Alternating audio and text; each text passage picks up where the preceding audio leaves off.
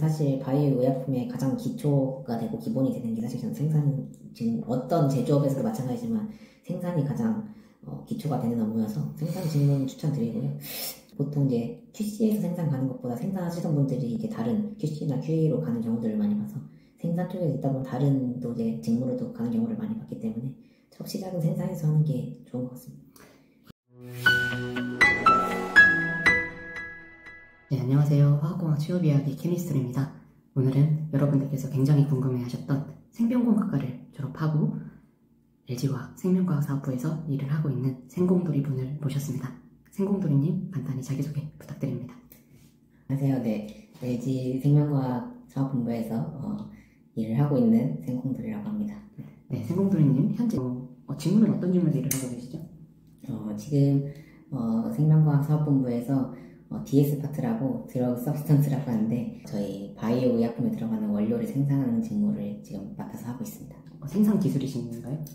생산 기술팀은 또 따로 있긴 한데 저희가 생산 기술팀 같이 협업해서 일을 했던 경우도 있지만 가장 루틴한 업무는 사실 생산 관리 쪽이 가깝다고 보시면 될 것 같고 생산 업무를 주로 진행하는 거는 보통 이제 현장 직원들이 진행하고 저희는 생산 관리에서 스케줄 관리를 하거나 공정 중에 개선할 사항이 있는지 확인을 하고 개선을 진행하는 업무를 하고 있습니다. 그러면은 직접 생산은 안 하고 스케줄 관리만 하면 소위 말하는 개꿀이네요?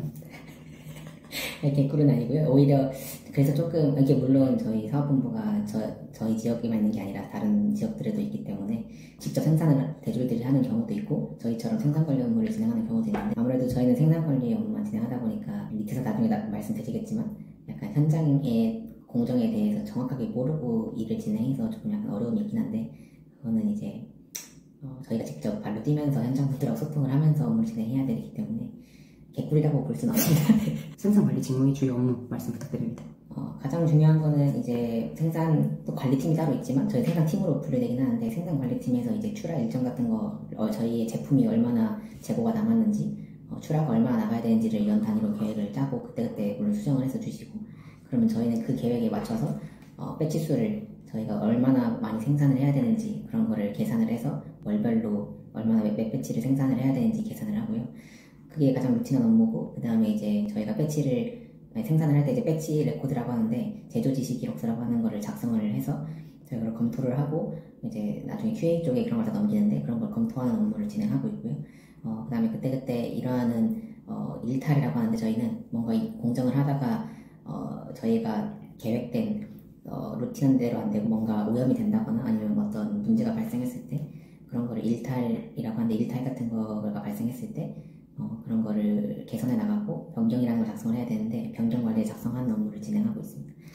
그럼 일탈이 불량을 말하는 거죠? 그렇죠. 다른 직무에서 어떻게 말씀하시는지 모르겠지만 어떤 불량이 발생했을 때 그거를 또 판단을 이제 또 QA 협업을 해서 이거는 큰 메이저한 문제가 아니다라고 하면은 그런 것들을 일탈 사항을 작성을 해서 거기에 저희가 추적을 할 수 있게끔 작성을 해놓고 이제 출하를 나갈 수 있을지 없을지 이런 거 판단하고 정말 메이저한 거다. 그럼 그거는 이제 배치가 페일이라서 다 폐기를 하고 다음부터는 그런 상황이 발생하지 않도록 어떤 개선 사항을 진행해야 될지 그걸 이제 카파라고 하는데 카파를 뭐 진행하는 그런 워크플로우로 저희 업무를 진행하고 있습니다. 반도체에서는 캐파는 생산량을 의미하는데 생명과학에서 캐파는 좀 다른 의미를 뜻하는 거네요. 그렇죠. 저희도 캐파를 이제 캐파시티가 어느 정도 생산량을 할 수 있는지 그런 캐파를 말하기도 하는데 보통 저희는 카파라고 하는데 급한 사항은 이제 플레임은 코렉티브 액션, 프리벤티브 액션이라고 해가지고 한국말로 하면 이제 시정 및 예방 조치라고 하는데 어떤 문제가 발생했을 때 어떻게 시정하고 그 다음에 또 이거를 이제 시정한 거에서 끝나는 게 아니라 다음부터는 똑같은 이제 일탈이 발생하지 않도록 어떻게 예방할지 이런 것들을 이제 QA랑 협업을 해서 개선해 나가는 업무를 뜻합니다. 네. 그러면 보통 하루 일과는 어떻게 되세요? 하루 일과는 사실 거의 루틴하다고 뭔가 일탈이 발생하지 않는 이상에는 루틴하다고 보시면 되는데 생산 라인을 이제 돌아다니면서 문제가 없는지 우선 패트를 한번 하고 물론 이건 다 저희 일하는 방식마다 다르시겠지만 보통은 이제 현장 분들하고 소통을 하고 문제 없는지 아침에 확인을 하고 그 다음에 이제 제조 지시 기록서를 검토를 하고 이제 보통 저희는 사무직이 많지는 않다 보니까 2대8 비율로 사무직이고 현장들이 8 정도로 많기 때문에 환경안전 업무나 이런 잡다한 업무들도 저희 생산팀은 진행을 다 하고 있고요. 저희가 아무래도 사무직이 많진 않아서 그런 좀 뭐 딱 고정된 업무는 아니고 잡다한 업무들까지 다 도맡아서 환경안전 업무라든지 생산 업무라든지 뭐 이런 갖가지 일들을 하고 있습니다. 그러면은 현재 생산관리 직무 만족도 5점 만점에 몇 점인지와 그 이유. 직무 만족도는 5점 만점에 3점 정도 줄 수 있을 것 같고요. 제가 3점을 준 이유는 제가 처음에 여기 입사했을 때 생산팀으로 DS 파트 생산팀으로 입사를 했는데 사실 저는 생산을 직접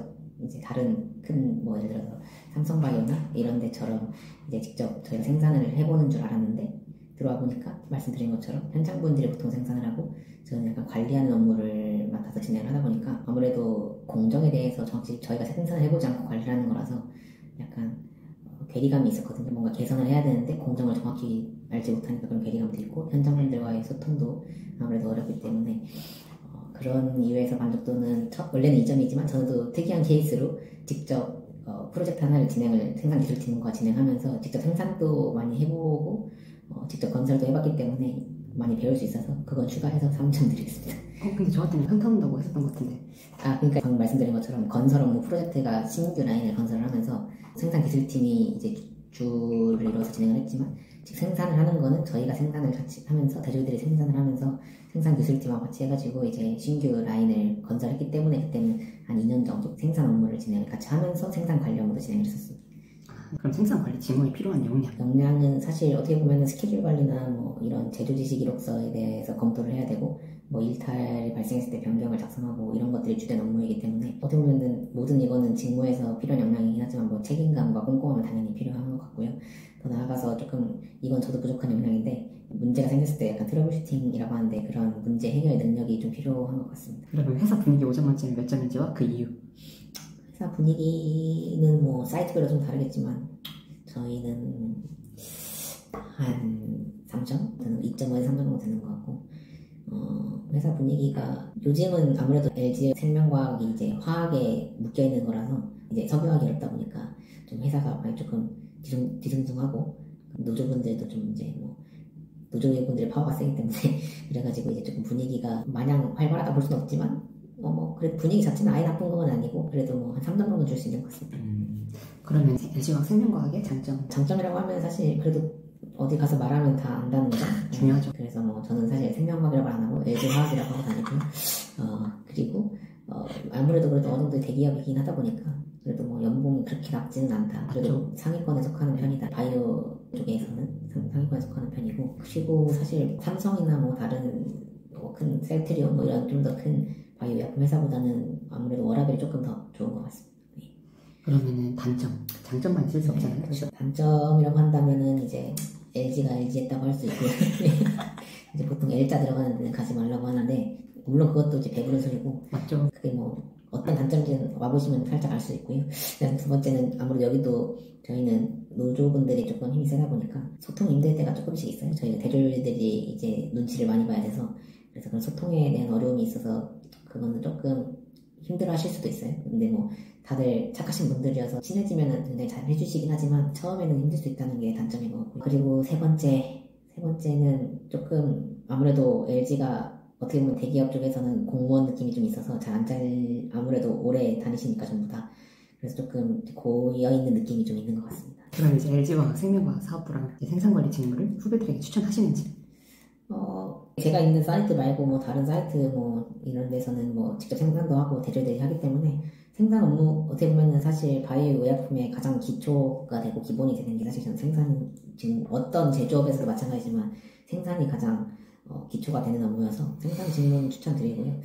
아니면은 뭐 QC도 뭐 나쁘진 않은 것 같지만 보통 이제 QC에서 생산 가는 것보다 생산하시던 분들이 이제 다른 QC나 QA로 가는 경우들을 많이 봐서 생산 쪽에 있다 보면 다른 또 이제 직무로도 가는 경우를 많이 봤기 때문에 첫 시작은 생산에서 하는 게 좋은 것 같습니다. 그러면은 이제 일하면서 가장 큰 성과를 낸 경험이 있으신지? 가장 큰 성과는 신규 라인 건설을 하는데 같이 일하면서 성공적으로 건설을 했던 게 가장 큰 성과를 낸 경험인 것 같고요. 그걸 통해서 뭐 나름의 이제 보너스도 받았기 때문에 그게 가장 큰 성과를 낸 경험인 것 같습니다. 근데 성과급은 그러면 어느 정도 받으시나요? 일단 제 성과급은 제가 보여드렸잖아요. 그거는 필요 없고요. 제 돈이 아니니까. 성과급은 제가 입사했을 때는 그때 한창 바이오가 커가는 시즌이어가지고 성과급 좀 나왔어요. 그래도 뭐 한 600%, 700% 이렇게 나왔었는데 지금 점점점 반토막이 나가지고 그 다음에는 뭐 300%, 지금은 모르겠지만 뭐 한 100% 나올까 말까 한 것 같은데, 그 사실 어떻게 보면은 저희 생명과학 이 바이오 쪽이 이제 크기 시작한 게 몇 년 안 되기 때문에, 원래 저희 회사는 그래도 꽤 오래됐었는데 그 전까지 성과가 많이 없었다고 하더라고요. 근데 제가 입사하기 시작하면서 그 전년도부터 이제 성과가 조금씩 나오기 시작한 거여서 그 해마다의 편차가 워낙 커서 그거는 오시면 또 달라질 수 있기 때문에 참고 정도만 하시면 될 것 같습니다. 그러면 업무와 개인생활의 균형은 어떻게 유지하고 계신지? 저는 사실 막 엄청 부지런하신 분들 보면 대단하시더라고요. 저는 근데 사실 뭐 회사에 퇴근하면은 그냥 강아지 산책하고 자고 그냥 먹고 이거밖에 안 하기 때문에, 진짜 이직에 대한 욕심이 있으면은 이제 뭐 공부하시는 분들도 있고, 아니면 진짜 욕심이 많으신 분들은 집에 와서도 공부하고 하시는데, 그런 분들 보면 참 대단한 것 같다는 생각이 들고, 근데 그거는 이제 각자 개인 성향이기 때문에 뭐 그런 거 스트레스 안 받으신 분들은 그게 이렇게 하시면 되고, 이제 저처럼 게으르신 분들은 이제 일하고 자기 일만 잘 해내면서 잘 쉬시면은 다닐만 한 것 같습니다. 그러면 이제 앞으로의 커리어 계획. 앞으로의 커리어는 파이어죠? 그쵸, 돈만 많이 벌면 파이어 하고 싶은데 제가 지금 살짝 코인에 물려가지고 파이어는 못할 것 같고, 열심히 돈 벌어서 여기서 뭐 계속 다니든지 아니면 뭐 나가서 뭐 제가 또 뭐 송도 쪽으로 다른 쪽으로 이직을 할 수도 있으니까 영어 공부를 좀 하려고 하고 있어요. 그래서 뭐든지 간에 어디를 가든 여기서 계속 있든지 간에 이제 진급하는 거나 아니면 뭔가 이제 돋보일 수 있는 거는 그런 거기 때문에 영어 공부를 좀 해 나가려고 하고 있습니다. 그러면은 영어 공부를 한다는 건 해외 출장도 여러 번 나가나요? 해외 출장은 거의 잘 안 나가긴 하는데, 저희 같은 그 바이오 쪽은 뭐 장비 같은 설비 같은 거 살 때 FAT라고 해가지고 직접 그 장비를 만드는 나라에 가서 어떻게 그렇게 생산을 해서 어떻게 운전이 되는지를 점검을 하는 그런 것도 있긴 한데, 그런 거는 이제 막 좀 더 투자를 많이 하는 뭐 삼성이나 뭐 신규 장비들이 들어오는 데는 해외를 나갈 수도 있긴 한데, 저희 생산팀에서는 해외로 보통 나갈 일이 거의 잘 없어서. 근데 이제 실사가 오거나 뭐 외국에서 실사 오는 경우들이 있거든요. 그러면 실사 대행을 해야 되는데, 그럴 때 보통 이제 영어로 다 하기 때문에 해외에서 오는 분들은 그런 거를 위해서 이제 준비하는 겁니다. 근데 이게 정말 중요한 것 같아요. 저희 반도체도 원래는 장비사가 외국에 있으면 거기 가서 보기도 했는데, 이제 모든 엔간한 장비사들이 다 한국 지사가 생기면서 그런 기회가 없어진 게, 선배님들이 저희한테 항상 그게 좀 너는 아쉬울 것 같다고, 그게 좀 안타깝다고 말을 하더라고요. 근데 그렇게 장비사에 가서 해외를 출장 나가는 건 되게 좋은 경험인 것 같습니다.